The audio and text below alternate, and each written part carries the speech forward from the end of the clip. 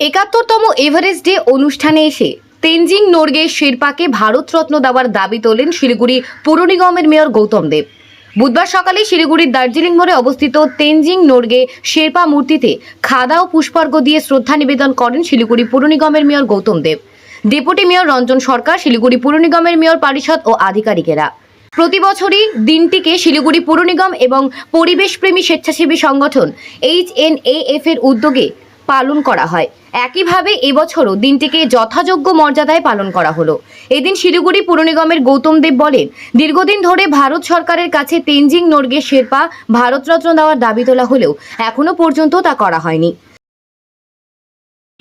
71st Everest day Tenzing নোরগের স্মরণে আমরা এটা পালন করছি, প্রত্যেকবারই করি। পৌর নিগম এবং ন্যাফ আমরা যৌথভাবে এই প্রোগ্রাম করছি। এখানে ছোট একটা অনুষ্ঠানের মধ্যে দিয়ে আমরা তেনজিং নোরগের প্রতি আমাদের অন্তরের শ্রদ্ধা, ভালোবাসা এটা আমরা জানাই এবং একই সাথে আমরা বহুদিন ধরেই দাবি করছি যে তেনজিং নোরগেকে ভারত রত্ন, মরণোত্তর ভারতরত্ন সম্মান দেওয়া হোক। এই সম্মান দিতে এত কুণ্ঠা কেন আমরা জানি না। পৌর নিগম থেকেও আমরা এই দাবি জানিয়েছি। এই দাবি আমরা কেন্দ্রীয় সরকারের কাছে আবার জানাবো 4 তারিখের পর, এবং আমরা রাজ্য সরকার, রাজ্যের মাননীয় মুখ্যমন্ত্রীর মাধ্যমেও আমরা অনুরোধ করব যাতে 26শে জানুয়ারি প্রজাতন্ত্র দিবসের প্রাক্কালে তেনজিং নোরগেকে এই সম্মানের বিষয়টি ঘোষণা করা।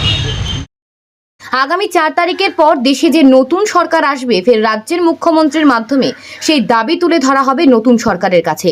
ব্যুরো রিপোর্ট, খবর শিলিগুড়ি।